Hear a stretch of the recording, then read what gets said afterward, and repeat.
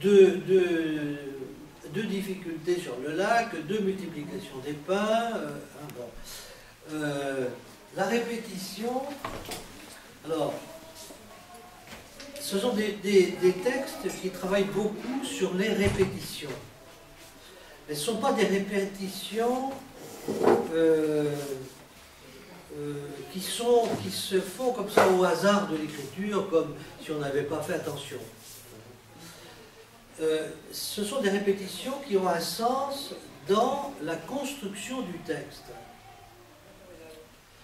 Soit, par exemple, si je dis A, B, je vais tenir un certain discours A, et les choses sont comme en suspens ici, parce que c'est des textes qui sont, vous êtes bien rendu compte, qui tiennent le lecteur en suspens en permanence. Et un peu plus loin dans le texte, alors quelque chose va s'appuyer. L'insistance sur la mer, deux fois la mer, ça nous oblige à nous dire, mais pourquoi qu'est-ce qu'elle a donc d'extraordinaire cette mer? Il y avait toujours des tempêtes ou non. Alors, on se dit, mais pourquoi est-ce que alors on se dit, mais quelle est la signification de la mer dans la Bible? Oui. Voilà. Et est-ce que le contexte, par exemple, là je vais mettre mer. Dans la Bible, la mer est le lieu de tous les dangers. C'est la mer, un autre mot de la mer, c'est l'abîme. C'est la mer Rouge, dans laquelle ils ont tous eu peur, parce que c'est la peur. C'est le lieu de la peur. Et donc, à chaque fois qu'il y a une répétition comme ça, il faut se demander de quelle charge symbolique l'image est porteuse. Parce que ce sont des récits paraboles. Alors on peut immédiatement, avec sa caméra, en lisant le texte, s'en aller pour filmer la scène qui est décrite. Mais c'est une manière d'entrer dans le texte. Mais si on s'arrête là, on ne comprend pas. Parce qu'il faut aller plus loin, il faut sortir de la scène en se disant quelle est la signification profonde de ces images. Or, Jésus a une certaine attitude par rapport à ses disciples qui sont dans la peur. Et pour des raisons différentes, parce que la peur a des motivations différentes. C'est lui qui leur fait peur à un certain moment. Et à d'autres moments, c'est le vent. Oui, le vent. Ça fait peur. Donc ils ont peur de tout finalement. La mer, ils ont peur quand il est là, ils ont peur quand il n'est pas là. Et il y a un autre truc, c'est que la mer, c'est les bateaux.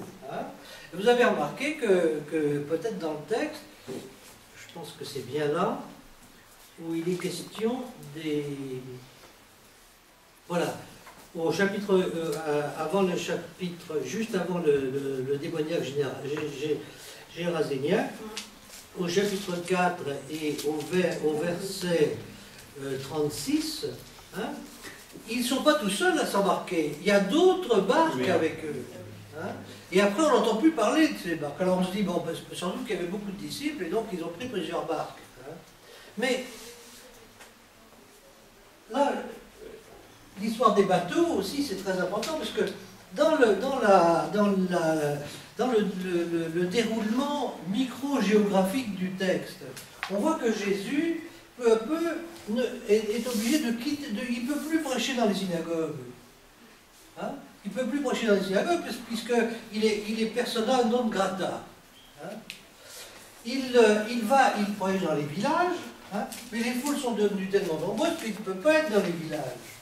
Et donc il s'en va dans des lieux déserts après. Puis après, il s'en va sur le bord de la mer. Et sur le bord de la mer, alors, ils n'ont plus aucune intimité, il n'a plus aucune intimité avec ses disciples. Donc la barque va être une espèce de maison flottante pour cette petite communauté. Je crois qu'il y a un fond comme ça, historique, qui a marqué le souvenir des apôtres et qui va après s'investir dans une autre réalité qui est que la barque va devenir le symbole par excellence de la communauté chrétienne, de l'Église. Ça va tuer. Voilà. Bon. Alors, évidemment, maintenant, quand on dessine une barque, ça nous paraît naturel, mais on se rend pas compte qu'on bénéficie, qu'on hérite de toute cette imagerie. Hein. Et donc, il y avait beaucoup de barques parce que, ne pas oublier, hein, vous savez bien, la double spirale que je mets toujours, Jésus, hein, et puis l'Église de Rome. Hein. Et l'Église de Rome, elle est dans la tempête, hein, au moment où l'Église, où l'Évangile est en train de s'écrire. C'est la persécution, hein, où vont disparaître Pierre et Paul, hein, où Néron est tout à fait intéressé pour prendre la jeune communauté chrétienne qui est en difficulté avec la communauté juive locale, comme bouc émissaire. Hein. Bon. Et donc, cette barque, c'est la barque de Jésus, et le souvenir, effectivement, de ses séjours, il a été avec ses disciples en barque, et peut-être des tempêtes qu'ils ont traversées, mais c'est surtout le commentaire qu'on pouvait en faire dans l'église de Rome. Oui, c'est la tempête. Est-ce que Jésus dort? Est-ce qu'il est absent ou il est toujours avec nous?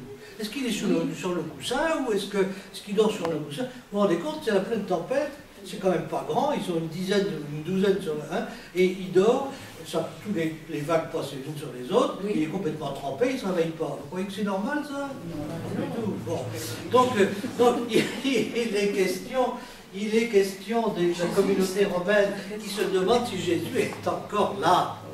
Il devait bien le voir. Bien sûr. Bon, mais le rapport avec Jésus ressuscité, c'est pas le même que quand il est dans la barque. Mais il pouvait témoigner aussi les apôtres qu'ils n'étaient pas beaucoup plus... C'était encore plus difficile quand il était là, parce qu'ils ne comprenaient rien. Hein? Vous comprenez ce que je veux dire, hein? Donc, tout ça est dense, c'est riche. Hein? Alors, là, c'est des choses qui se complètent. Là, hein? Mais ça peut être la construction en sandwich. Je devrais mettre B et C ici. Ou A et A prime. Ici plutôt. Oui, A et A prime.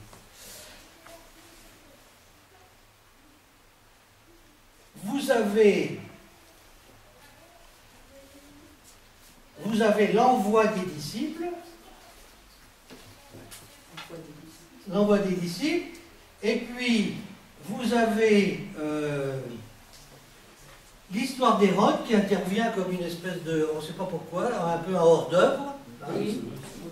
Hein, on se demande ce que ça vient faire dans le texte, non? Et puis, le retour des disciples qui racontent ce qu'ils ont fait. Hein. C'est très important parce que au début de la multiplication des pains, comment ça démarre la multiplication des pains? Ça démarre par le fait que les disciples reviennent de mission. Hein, et qu'ils ne peuvent pas faire leur réunion de synthèse, hein, parce que la foule est là. Hein, et donc ils sont obligés de partir, la foule les suit, etc. Et s'ensuit la multiplication des pains. Et donc, évidemment, moi j'anticipe parce que je connais, comme vous, le reste de l'Évangile, et je sais toutes les difficultés. Apparemment, ils sont très contents de ça s'est très bien passé, la mission. Hein, ça s'est très bien passé, mais le lecteur est invité entre les deux à réfléchir à qu'est-ce que c'est être missionnaire et qu'est-ce que c'est le risque d'être missionnaire. Ah, voilà. Hein? Voilà. Et donc, Jésus est en train de réfléchir sur sa propre destinée, et étant donné qu'il a donné à ses disciples exactement la même mission qui est la sienne, chasser les démons, prêcher la pénitence, et en plus, faire de l'onction en malade pour les... Jésus, il n'est jamais dit qu'il avait fait des onctions, mais ils font des onctions malades. Donc il n'y a pas de différence entre ce qu'on connaît de sa propre mission à lui et ce qu'il demande comme mission, c'est le prolongement. Ils sont dans le prolongement. Ils sont très contents, ça s'est très bien passé. C'était un gros risque. Hein. Ils n'étaient pas sûrs d'être reçus, hein, mais Jésus leur dit, prenez le risque. Il y a des gens qui attendent de la parole que vous avez à leur dire. Oui. Hein? Et vous n'avez besoin de rien, parce que les gens qui vont écouter votre parole, qui sont très contents de l'entendre, ils vont vous donner à manger. Vous, vous êtes sur la route, vous allez parler avec des gens qui sont dans des maisons, vous êtes reçus dans les maisons. Est-ce que vous voyez un peu comment ça se présente? Et c'est la multiplication des pains, si on ne comprend pas qu'elle est branchée sur cette histoire des disciples, c'est un discours qui s'adresse d'abord aux disciples. La multiplication des pains, c'est un geste prophétique que Jésus fait à l'intention d'abord de ses disciples. Et ils n'ont rien compris, puisque à la fin, il est dit, ils n'avaient rien compris à l'histoire de la multiplication des pains. Alors, comme vous l'avez dit très très bien, hein, comment ça se fait qu'ils n'ont rien compris? Enfin, un miracle aussi important. Est-ce qu'il... Vous savez, il n'y a jamais eu de... On n'a jamais vu de peintre nous peindre la multiplication des pains en nous faisant d'abord, en nous montrant d'abord Jésus avec devant lui une montagne de pain comme ça qu'il aurait multiplié pour nous montrer le miracle. Ça aurait été un bon moyen de montrer le miracle. Une multitude de poissons comme ça en pyramide. Hein? Jamais aucun pain ne fait ça. Quelquefois, vous savez, on lit plus les textes. Hein? Parce que on est dans les images qu'on nous a transmises. Or, peut-être qu'il y a eu un miracle, peut-être que Jésus a produit de la... J'en sais rien, le texte ne le dit pas. Il dit simplement qu'au fur et à mesure, ou à partir du peu, regardez le temps que Jésus met pour leur dire combien avez-vous, ramenez ce que vous avez. Et ils disent on ne peut pas, on n'a pas les moyens. Hein, bon, hein. Jésus dit commencez à partager. Voilà. Et s'il y a eu un miracle, parce que moi je ne veux pas empêcher Dieu de faire des miracles, hein, eh bien ça a été au fur et à mesure du partage que ça s'est fait. Alors, le point d'insistance n'est pas sur l'extraordinaire de la puissance de Jésus, il est sur l'extraordinaire de ce qui se passe entre les gens lorsque le partage commence à se faire. Est-ce que vous voyez? Et ça, c'est extraordinaire parce que l'ordinaire, c'est qu'on ne partage pas. C'est ça l'extraordinaire. On ne compte pas sur le partage. Ce n'est pas rentable, ce n'est pas raisonnable. Et par conséquent, qu'est-ce qu'ils n'ont pas compris? C'est que, alors qu'ils ont manqué de rien quand ils ont été prêcher l'évangile, que là, en se mettant à partager, peut-être que les gens, est-ce que tous ces gens qui sont venus avec Jésus n'avaient rien aucun panier, aucune besace, etc. Au lieu que chacun... Bon, voilà. L'ordinaire, on ne partage pas. Peut-être, et que s'il n'y en avait pas assez, peut-être que Jésus a fait surgir des pains, j'en sais rien. Mais ce n'est pas ça le plus important. C'est à partir du peu